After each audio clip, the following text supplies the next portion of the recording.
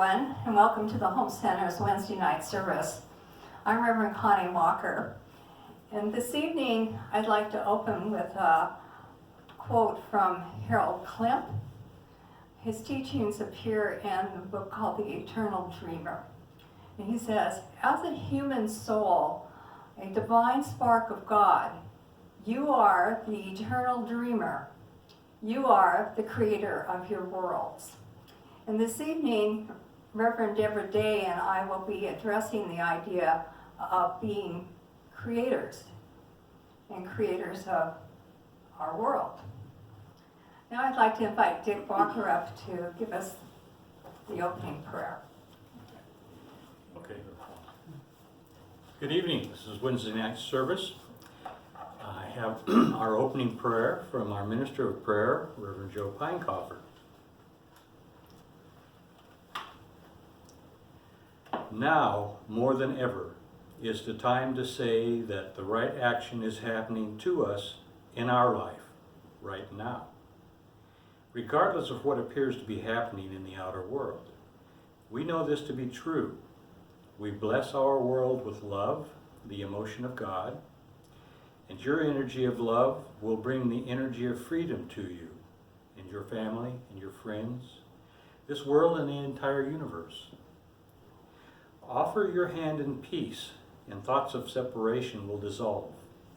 The world is waiting for you, for your love is what our world needs in order to remember peace, love, friendship, all the energy and motion that is God, created by God itself. So be it. In God and Christ, and love and light. Amen. And now I'm going to turn the podium over to Reverend Connie.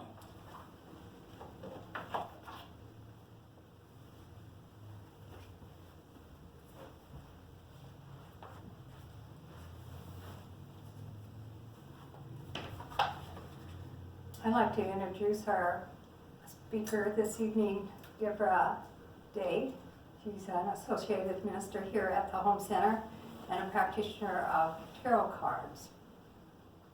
She's going to be speaking on creating the new earth. So I'd like to invite Deborah to come up now.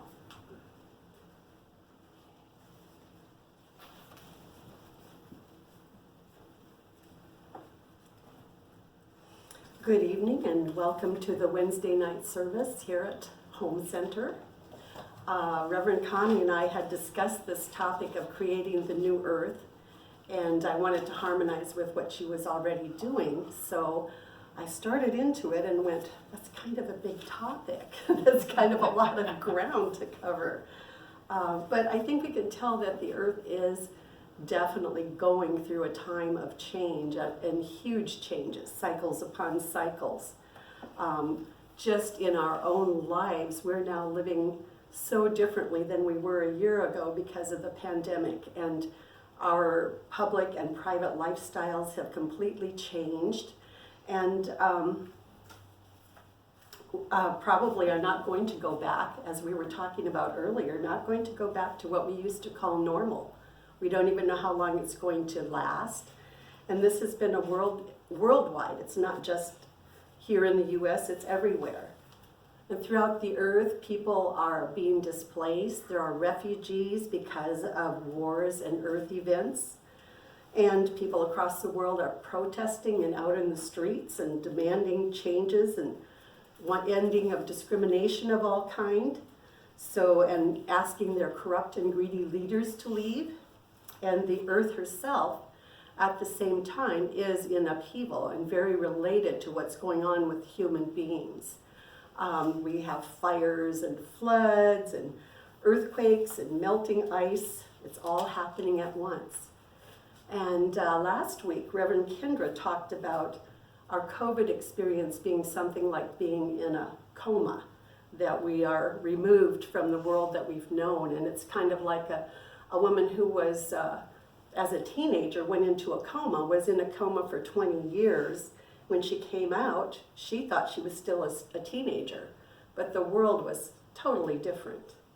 So probably when we come out of our COVID restrictions, we are going to be in a new earth in a sense, no matter what.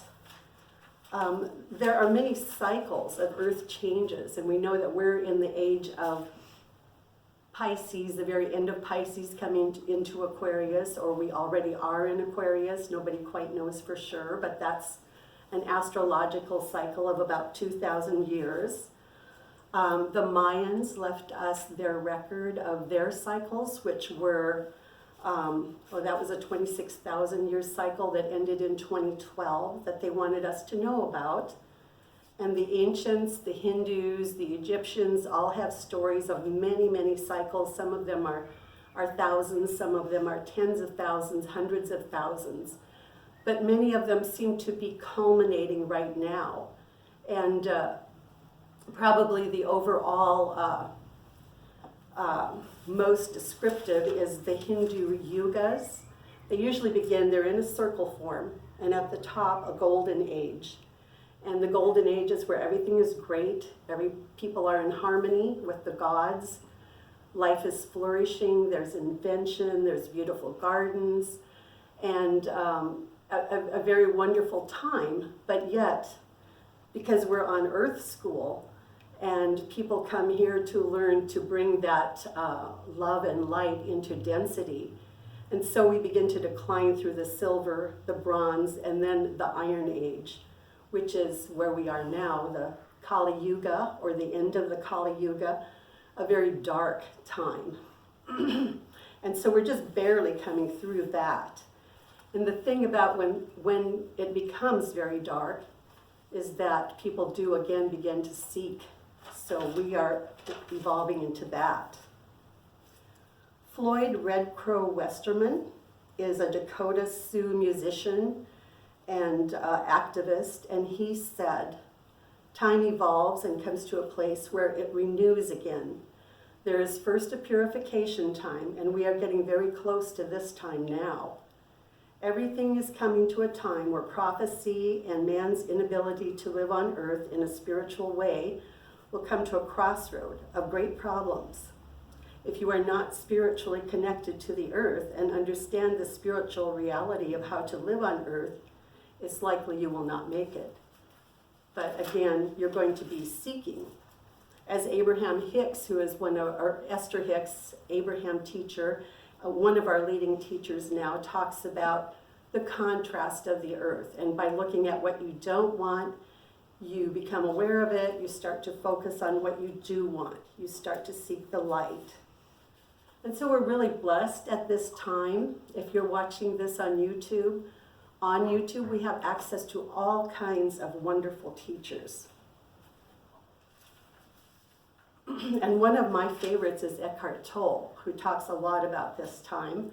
And in fact, he wrote a book called A New Earth, Creating the New Earth.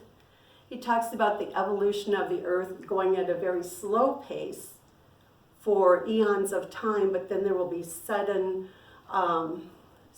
uplifts or advances. So for millions of years, cell forms were developing on the earth and simple plants, and then all of a sudden the flower developed. And that was a leap of evolution. It wasn't really related to what was already happening. It was a sudden kind of thing, and something that's been inspirational to people ever since. It kind of gives us that fragrance and that connection with spirit. And another one that happened along that line was reptiles who crawled and walked on the earth for eons of time again as they went through their evolution. But at some point there was a group that, for probably some necessary reason, had to change, and they developed wings and feathers, and they became birds. And so that was another leap in evolution. And and also another inspiration to humans. We often look to birds as messengers. So Eckhart Tolle says, when faced with a radical crisis, when the old way of being in the world, of interacting with each other and with the realm of nature doesn't work anymore, when survival is threatened by seemingly insurmountable problems, an individual life form or a species will either die or become extinct or rise above the limitations of its condition through an evolutionary leap. And he talks about that we are at that time where we now need, obviously, to make an evolutionary leap. That humans have been for eons functioning from the mind, and that actually he equates it to insanity. If it's only our mind telling us what to do, the mind chatters, the mind is based in the ego, it's competitive, and after a while it's crazy making. And so we need to, just as if you've ever been around a mentally ill person, or have one in your family or something like that, you know that that person will not or cannot be helped really until they recognize, become aware that, oh, I'm mentally ill, and actually ask for help. And that humanity is more or less at that point right now. We have to say, oh, we're really kind of insane in the way we've been operating, and we need a change here. So he goes to meditation and the teachings of the Buddha really as an answer, bringing it forward into time. He says, who am I then? I'm the one who sees that, the awareness that is prior to thought, the space in which the thought or the emotion or sense happens. So he says we have to come back, and he says if the structures of the human mind remain unchanged, we will always end up recreating fundamentally the same world, the same evils, the same dysfunction. So we need to be able to step back, watch our mind, help to guide our mind, become not allow the mind to be in charge. He says the inspiration for the title of his book came from a Bible prophecy that seems more applicable now than at any other time in human history. It occurs in both the Old and the New Testament, and it speaks of the collapse of the existing world order and the arising of a new heaven and a new earth. And we need to understand that heaven is not a location, but refers to the inner realm of consciousness. Collective human consciousness and life on our planet are intrinsically connected. A new heaven is the emergence of a transformed state of human consciousness, and a new earth is the reflection in the physical realm. So we are creating the earth by our own creativity, or along with the earth. And another teacher that I've really enjoyed is Dolores Cannon, and she speaks a lot about the evolution and the phases of the earth, and she was a hypnosis practitioner originally, and she would help people to stop smoking or change habits or deal with problems that they had.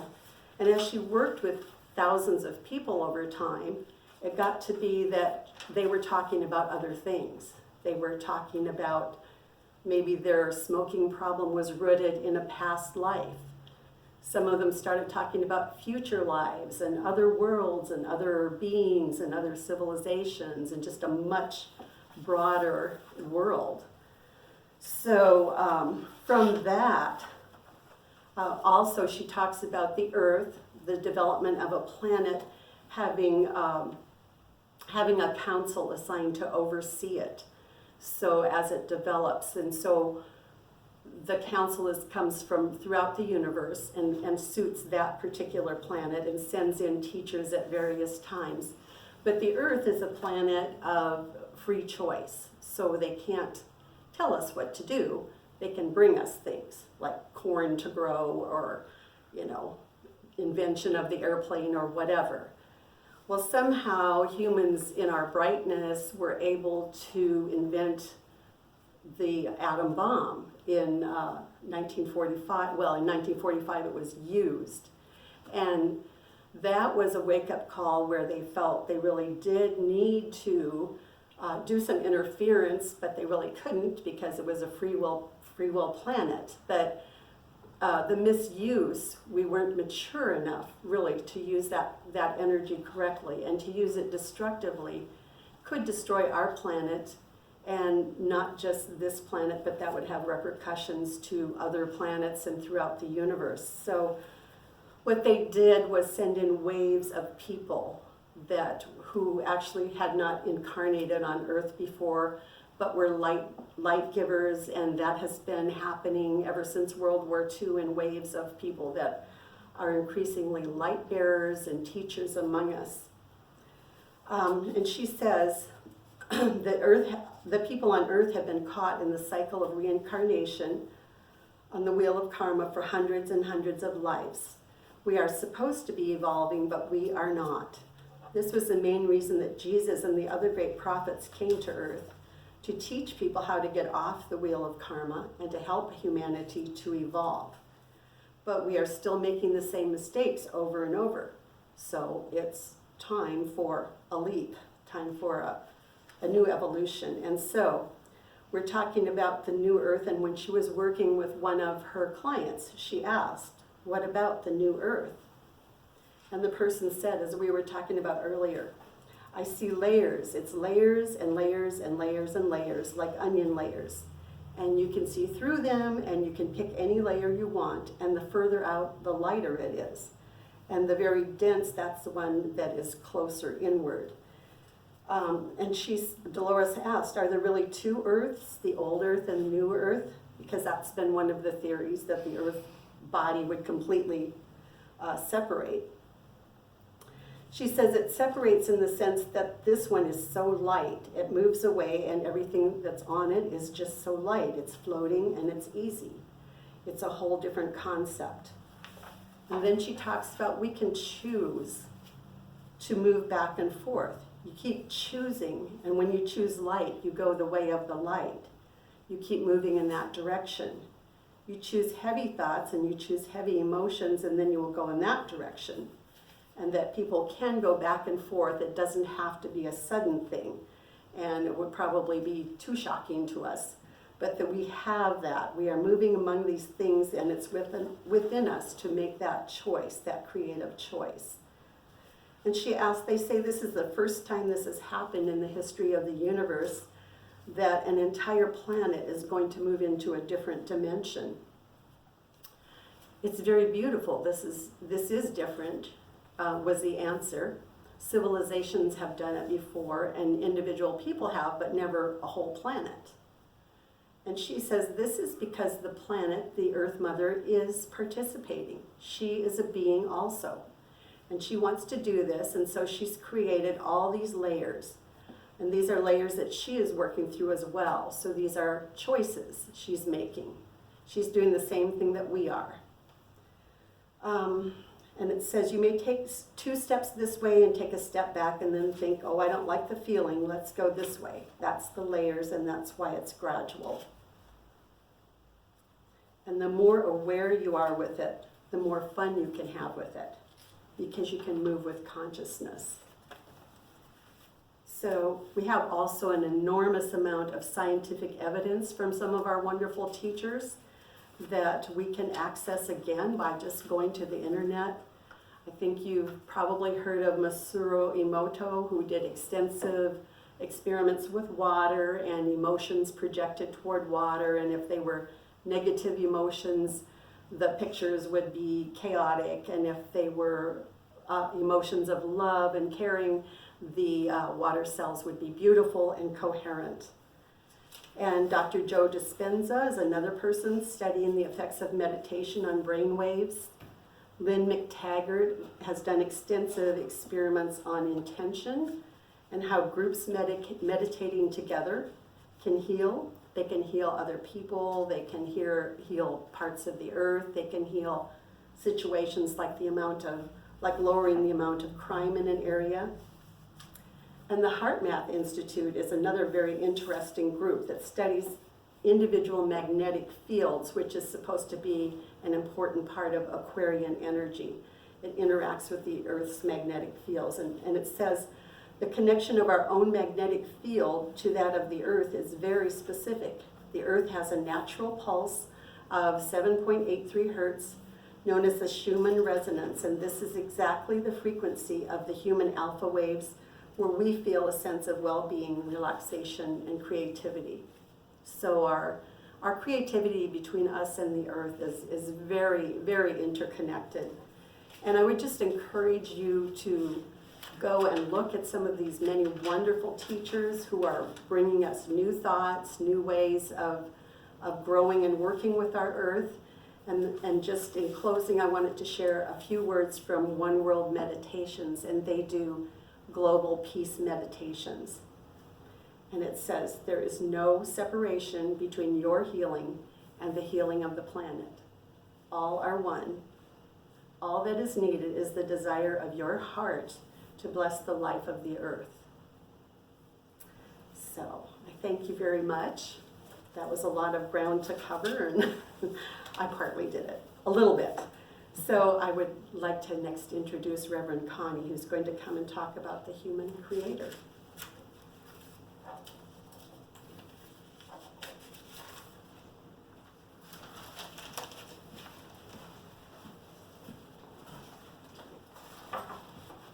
That was a lot of wonderful information. Thank you, Deborah. Deborah mentioned that this seems to be a time of great change here on our planet. We talked a little about it in the prayer he presented. I feel that this is true. Now is the time for great change to occur on Earth. The way we feel about each other and the way things are done and the structure of our society, everything will change because it must. Transformation is about a new form, a new way, something completely different from before. This is what we are going through now, a transformation of life on Earth. Many will want to hold on to the old ways,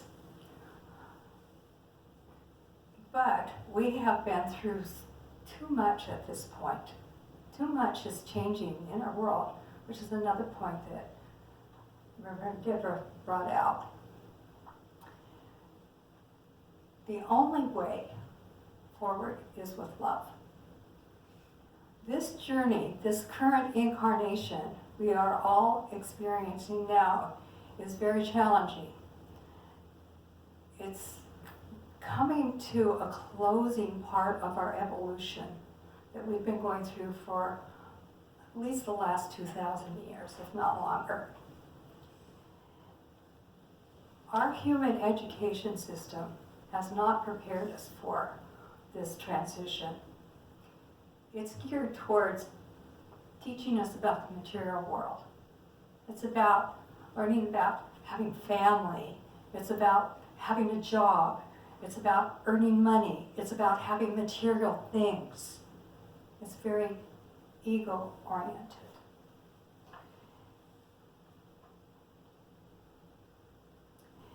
But we are maturing. We are moving forward. And because a human being is born as a creative being, a being that is both human and divine in spirit, it is necessary to understand that they are creators. We are the creators of our physical world. And we are the creators of what we experience in that world. The world is not creative of itself. I'm not sure that what Deborah had to say goes quite along with that, because if the earth herself is a creative being, but perhaps the world, our experience on it, is our creation more than hers. Those beings made in the image of God, us humans, are the creators of this reality, this experience. It could be said that presently humanity is having a collective experience that is the result of thoughts, beliefs, ideas, emotions of all the many billions of people that are present here today. The world just didn't become this way on its own. It isn't an accident that it's this way. In fact, we might view it as having been created by the lower ego nature of humanity. who has used, the ego has used this earth as its playground.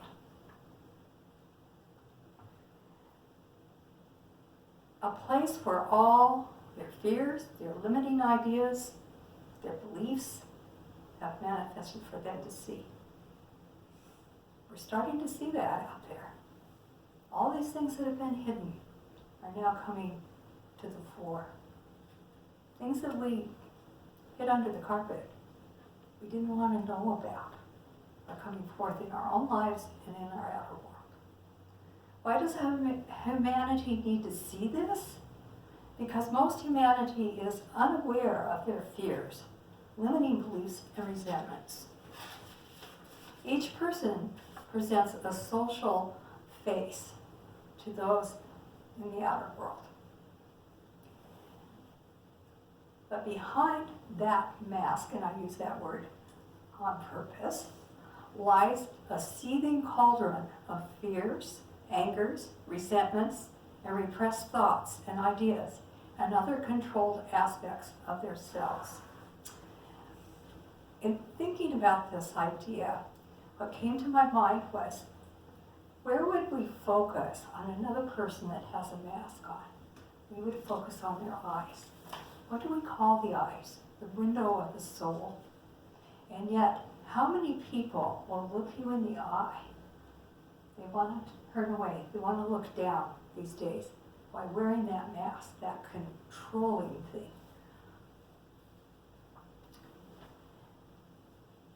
But all people are creative. They create by their thoughts, beliefs, and their actions. So it is from one's beliefs that behaviors arise. But most people do not know or do not believe they possess the power to create their reality. But in truth, they do have control over their life experience because they manufacture it thought by thought, feeling by feeling, and belief by belief. This physical world is the result of humanity's power to create. That is what all of us need to understand. There are many people today within this present situation that are having a really rough time of it. And then there are others that seem to just be able to breeze right through it. It's not bothersome to them. It all boils down to what they think, what they believe.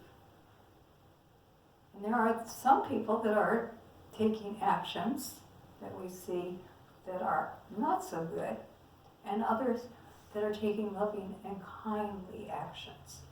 Both are present. This is a world of duality. We're being shown that very, very vividly right now.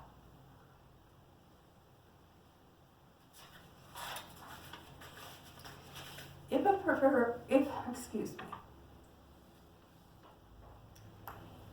a person believes strongly and passionately about something, whether of a positive or a negative nature, through their innate creative power, it will manifest into their outer reality. My brother, when he was a teenager, believed that he could get away with staying in bed and sleeping, and maybe the parents would forget that he was there and wouldn't get him up to go to school. They wouldn't bother him anymore after that first time. Well, little did he know that one morning my father was going to be going into work later than normal. So my brother had pulled as usual. Mom had gone in and told him, it's time to get up, get ready for school, get your shower. Pulls the covers over his head and ignores her.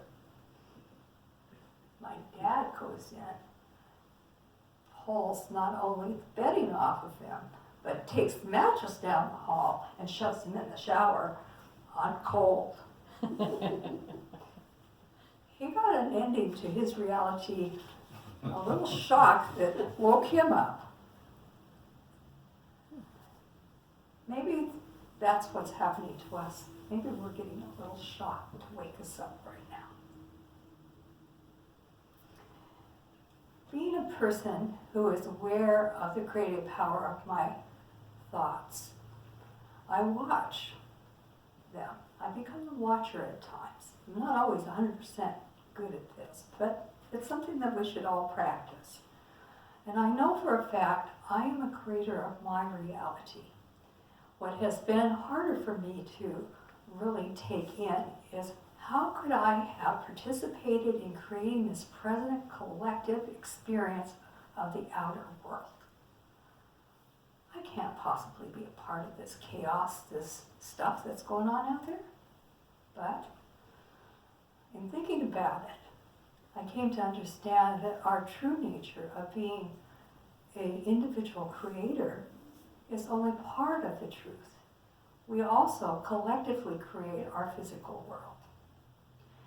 It is the accumulation of all the thoughts that people have generated and acted upon generation after generation, lifetime after lifetime on earth that have brought us to our present state.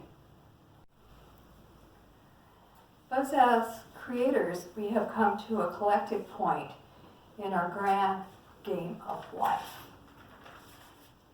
When we've decided that we definitely are not happy with our creation, and we need to wake up and make some changes, and realize perhaps we have just given ourselves a good shake and a swift kick in the pants. Why?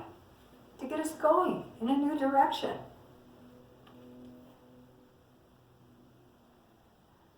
We are creating a new world for ourselves, a better world.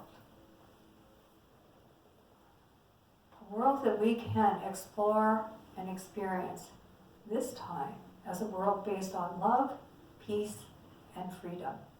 When we really open our eyes, we will see the profound evidences that the old world of 3D duality is being broken down, and all that is no longer relevant or needed is being let go of. This past Monday, there was a peace meditation for the world. And as I was meditating, I began to hear the words of a song called Let Me Remember by H.O.M.E and Shante going through my mind. And it seemed like a perfect prayer. It goes, let me remember I am one with God. Peace to my brother who is one with me. Going back to the words of H.O.M.E, we are given choices in all situations in life to choose the way of spirit. In other words, we work within the creative nature of our true self, in the godness of what we are. We work as a small part of the greater whole, which is what we often term God, the creator of all that is. I want to thank you all for coming this evening and being with us here at the Home Center. We hope that you all have a wonderful week ahead.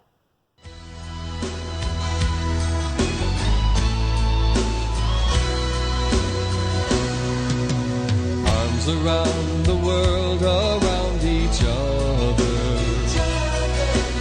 Arms around the world, sisters and brothers. Arms around the world and we discover. Arms around the world, there